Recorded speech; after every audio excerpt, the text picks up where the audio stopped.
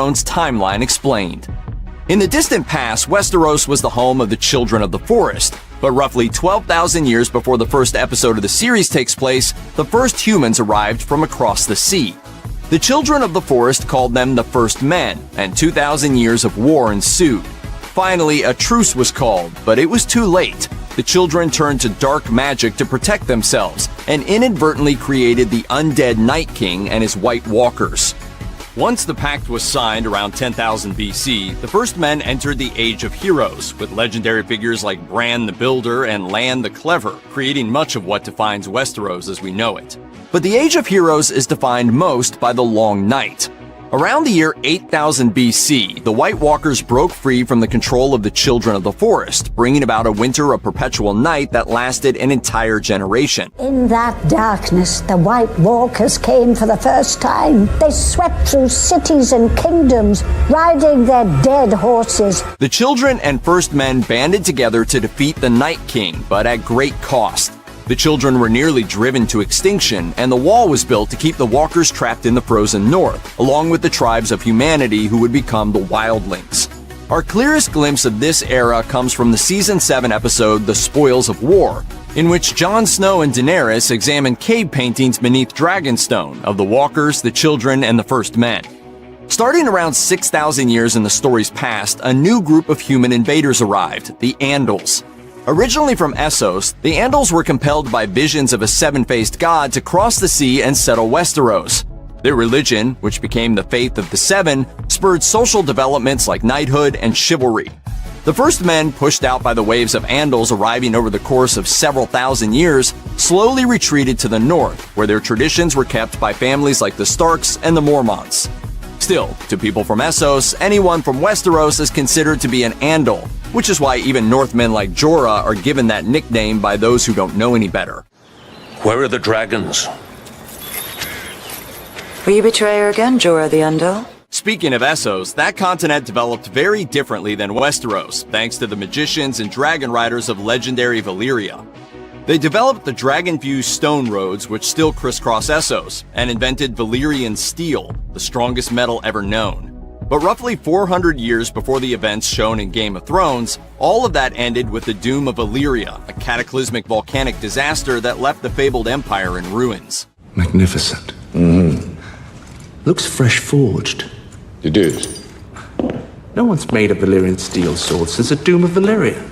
Among the only survivors were a minor family called the Targaryens, who had left Essos for the castle Dragonstone in Westeros 12 years earlier, after a prophetic dream warned them of the coming doom. The Targaryens were suddenly the survivors of a lost culture, and among the few people in the world with dragons at their beck and call. Though the forces of the Targaryens were puny compared to the great houses of the Seven Kingdoms, they held the trump card, 3 great dragons, ridden by Aegon the Conqueror and his 2 sister wives. Aegon united the Seven Kingdoms under his rule, creating the Iron Throne out of the swords they surrendered to him.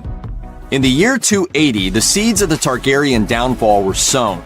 The Mad King, Aerys Targaryen, decided to marry off his son and heir, the beloved Prince Rhaegar, to the Dornish princess Elia Martell, the sister of Prince Doran and Oberyn Martell. But Rhaegar secretly was in love with Lyanna Stark, the betrothed of Robert Baratheon. In the year 281, Prince Rhaegar won a tournament at Harrenhal, but instead of naming his wife as the tournament's Queen of Love and Beauty, he chose Lyanna, driving a wedge between House Baratheon and the Targaryens. And they weren't alone. Breaking tradition, the Mad King named Tywin Lannister's son, Jaime Lannister, as one of his king's guard, forcing Jaime to renounce his claim as heir to House Lannister. Tywin was enraged and resigned as the Hand of the King, retreating to Casterly Rock. That set the stage for everything that has happened in the show since. In the year 282, Rhaegar had his marriage annulled and secretly wed Lyanna. The Starks, though, believing Lyanna was captured against her will, protested to the Mad King. In a fit of rage, the king murdered Lord Rickard and his eldest son, Brandon Stark. Brandon's brother Ned joined with Robert Baratheon in rebellion. Your father and brother rode south once, on a king's demand. During Robert's rebellion, Rhaegar was killed by Robert Baratheon, but not before Lyanna became pregnant. Ned Stark found her on her deathbed, having just given birth to a son she named Aegon Targaryen. Ned secretly vowed to raise him and protect him, and did so by adopting him as his own bastard son, whom he renamed Jon Snow. Meanwhile, the Mad King decided to destroy all of King's Landing rather than surrender, leading Jaime Lannister to kill him, earning the name Kingslayer. The Mad King's pregnant wife, though, escaped to safety.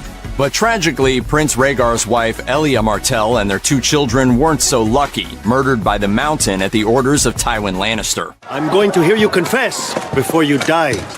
You raped my sister. You murdered her. You killed her children. With the Mad King slain and his army thoroughly beaten, Robert Baratheon took the throne. He married Cersei Lannister, though he never stopped mourning Lyanna. She belonged with me.